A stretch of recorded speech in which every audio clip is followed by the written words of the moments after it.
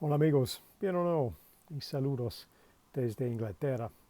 Hoy el tema es ¿cuál es el mínimo? ¿Cuál es el mínimo? No solo dice el mínimo nivel, pero el mínimo grupo de palabras que tú necesitas entender bien para comunicar en nuestra nueva lengua. ¿Y por qué es importante para pensar en cuál es el límite mínimo para ayudarnos para mejorar nuestros estudios? Ese es el tema de hoy. So, hello again from England, where I'm happy to report it's raining. So the idea today is the minimum.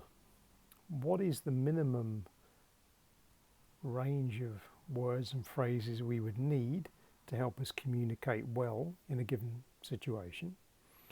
And why, thinking about that, what is the minimum, why that's going to help us to improve our fluency as we progress with our studies. Why is that useful? Well, let's give you an example. Let's see if this makes more sense. Let's imagine that your boss has just come to tell you that in 2 weeks' time you're going to leave and you're going to have to go somewhere, say very exotic. Let's pick somewhere like Japan, and you're going to have to make a presentation in Japanese to the people you're going to meet there. Now, I picked Japan because I know it's a country where there are not a great many of English speakers, so really if you did land there you would have to expect to speak Japanese. But you can pick any country you like, you get the idea. The idea is you're going to land somewhere where no one speaks any of the other languages you normally rely on. So you will have to speak some of the new language. How much is enough? How do we know this? How do we judge this? And how does thinking about that help us prepare for our studies? Well, if we think about it in terms of what's our operational minimum, what do we need to know, this helps us reflect on what do we actually use. So for us to think about what we're going to need to use, let's say when we go to Japan, perhaps the easy way for us to think about it is what are we using now in our own language? What language do we normally use day to day to communicate? What do we normally talk about? Once we identify that, that starts limiting our needed vocabulary, particularly if we're limiting it perhaps to an aspect of our job, and we look at the type of conversations we have day to day in our work environment. Probably we find lots of that repeats, and it's of a very similar type. So rather than thinking, wow, all these new words I need to learn, if we think carefully, a lot of our day-to-day interaction is a repeat of a very similar form of conversation. You know, we say hello, we ask how people are, we ask some question basically around how can we help or how can they help us. We ask a few other questions relevant to whatever that task is. We say thank you, and then we move on to the other kind of task. Maybe we have to ask directions, these kind of things. So generally, our day-to-day can be quite a minimal group of vocabulary and topic areas that we're operating within. So perhaps it's not the same thing as being asked to become an expert on the literature of the country we're trying to learn the language of. Different kind of thing.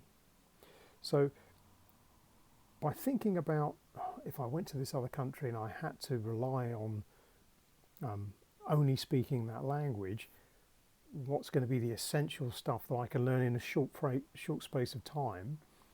This hopefully should help you focus on what is really essential. What's the smallest amount of bags I can carry? Because if you can limit it to that, you can get better at those smaller aspects of the task, the learning the language, on particular things that you normally speak about. And don't worry about the rest of the vocabulary. which is something you don't normally use. So if you're going to go and give us a talk on the kind of things you do in your job, chances are you don't need to be an expert on names of food and drink that you would buy in the supermarket, because probably you're not going to do that on your trip. So if that's not something you do all the time, don't start there. Pick something that's more relevant to you.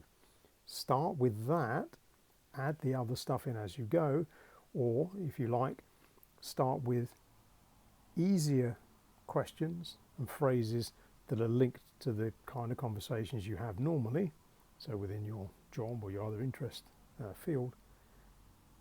Slowly increase the complexity of the ideas you're talking about within that area, and when you're very happy you can do that, again talking about things from the past, present, future, increase the vocabulary you use there.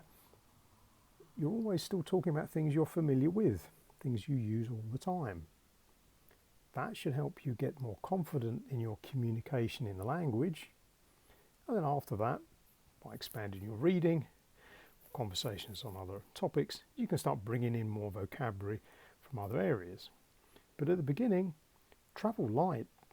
Don't try and bring everything with you. So to help you think about where you would start, think of it like that. If I had to go to a country where I had to learn a new language from scratch, what would I focus on? If I haven't got long to learn it, what things are most important to me? Try it. Déjame saber en los comentarios, como siempre. But for now, we'll say cheerio.